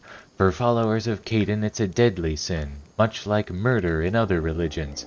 It's just that I know how to have fun. That's exactly why my thoughts are brilliant and clear as ever, unlike those of a certain 100-year-old oak. Hello there, may I join in your debate about alcohol? Me too. I want in. I'm gonna, what's it called? State my case. I know that candy is so much better than stinky alcohol, and I'll prove it too. Lushbringer, and you, worthy dragonling, we weren't debating alcohol itself, but rather the ideas it brings forth. Our good sister Ola Devara is trying to uproot life on the ridge with her experiments. That is false, my good Scarenthal, patently false. You believe that only forests and groves may be called life, but my project will encompass a whole host of living creatures, including a rare species of crustacean. You see, Reynard, being immersed in the creative ambience of the court has inspired me to make something of my own. I'm currently working on a unique alchemic prismatic spring. The problem is, Scarenthal is trying to plant his trees in this same spot, and they don't exactly get along with my spring. What kind of trees are the treants planting here? We saved some seeds from the ancient groves of Sarkoris and brought them here. Our country used to have another name. A rough translation would be Green Bastion in the Northland. These seeds are a memory of our past and a new beginning. What is a prismatic spring? It's a hot spring in which unique alchemical processes are constantly taking place. These processes imbue the water and salts that accumulate in the spring with all the colors of the rainbow. These springs occur in nature, but as far as I know, no one has ever attempted to recreate one before. I'm also planning to make some improvements to my spring so that it offers health benefits in addition to looking wonderful.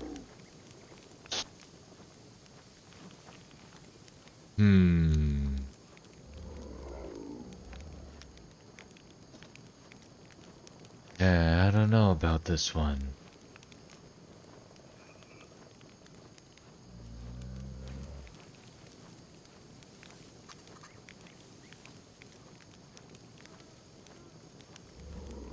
Can trees grow anywhere, though?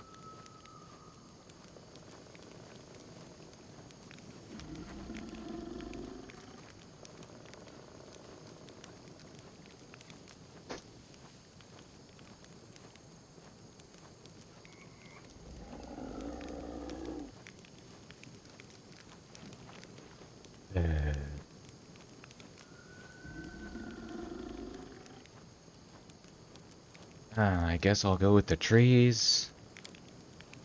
'Tis a wise decision. The court's power will make our trees truly wonderful.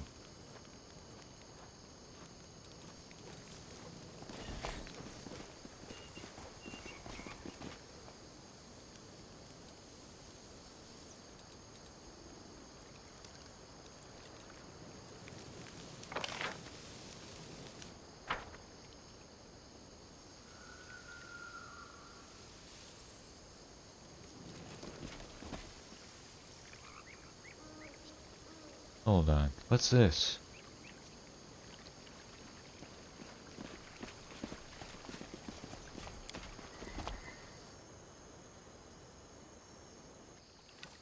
Oh, I can rest here. I see. Well, everybody was getting exhausted anyway. Sure.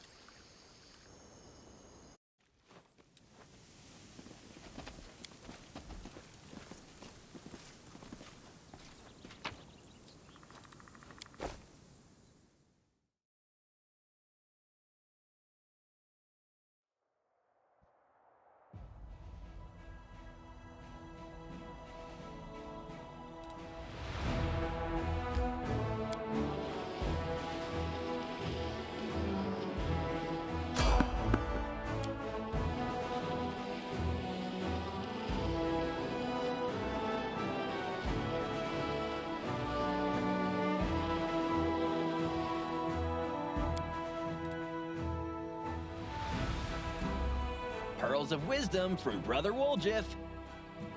If you're gonna be napping dogs, go for the smaller ones. The smaller the pup, the bigger the ransom.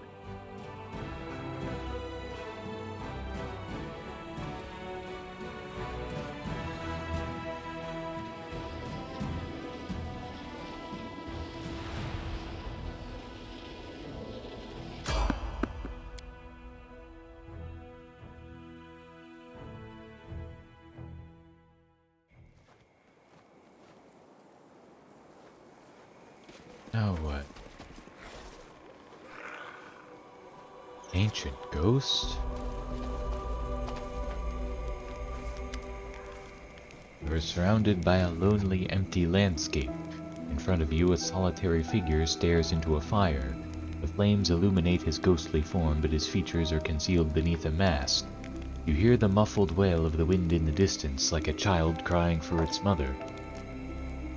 Well, would you look at that? An adventurer has arrived. You are searching for ancient knowledge, but the path to the heart of mystery can only be revealed to the one most worthy. Answer my questions with the knowledge you possess and prove that you are worthy of possessing far greater knowledge. Who are you? It does not matter. I am not the answer, I am not the question, I am simply the one who asks the question. What questions do you wish to ask me and why? This is a test. Anyone who wishes to learn the secrets of creation must first prove their thirst for knowledge. You will be rewarded if you answer correctly, but do not be afraid to give a wrong answer. These questions are simply one of many tests. It will show you the way to the others. That is my duty. It is why I am here. What is the heart of mystery? It is a hidden sanctuary of knowledge where the secrets of creation will be revealed to the one most worthy. The heart of mystery will only open to the one most worthy. Secret knowledge must be earned. Will you walk this path to the end? Will you become the first among many? Ask me a question and I will answer. The first question is not intended to be difficult. The ghostly figure gestures with his hand and a leaf appears. He holds it out to you and you notice it is almost as big as the palm of his hand. The leaf appears fresh and vibrant. Tell me, to which tree does this leaf belong? Damn it.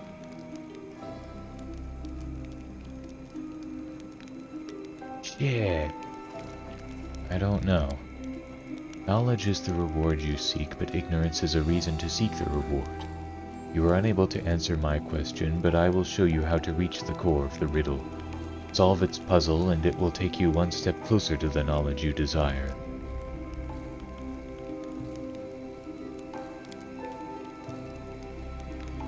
I've been released. The demonic spell is gone.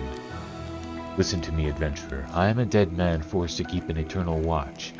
I am a spirit bound by a spell. Magic forces me to say all this nonsense about knowledge and rewards, and it also prevents me from telling you who condemned me to this fate or what happens within the Heart of Mystery.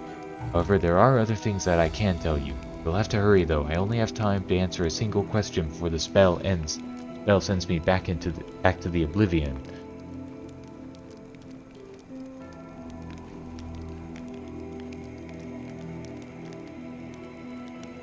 How long have you been bound to the Heart of Mystery? Thousands of years. I was sent to this place to lure adventurers into the Heart of Mystery, and I have been here since the Age of Darkness, when these lands did not know the light of the sun. Fortunately, I am not awake all the time, or I would have gone insane long ago. I sleep in dreamless slumber, or perhaps I do not exist at all, until an adventurer appears seeking a way into the Heart of Mystery. Then I am ripped from my dormant slumber. I'm thrown back into the world, where I exist for a short time as nothing more than a ghost. The ghost barely manages to finish his sentence. A sudden burst of magical energy surges through his body, and he disappears with a scream. That was weird.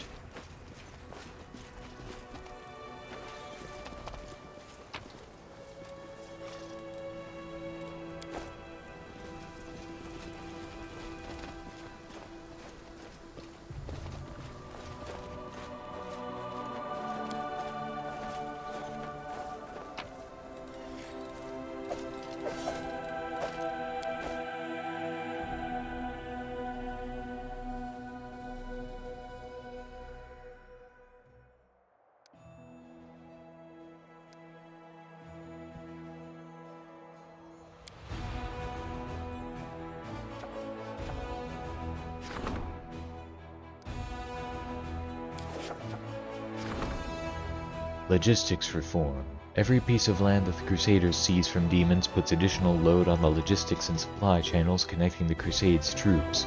In order to maintain this tight network, experienced officers are required to implement reforms to logistic processes. The arrival of shady individuals. A group of awfully suspicious-looking warriors has arrived in Dresden. Their leader awaits an audience with the commander.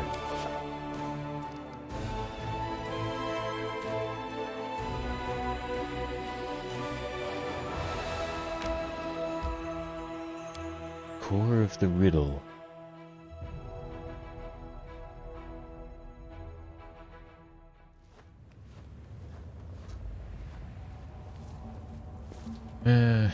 As much as I'd like to keep going, I think I might call it here. So thanks everybody for watching. I'll see you all again some other time.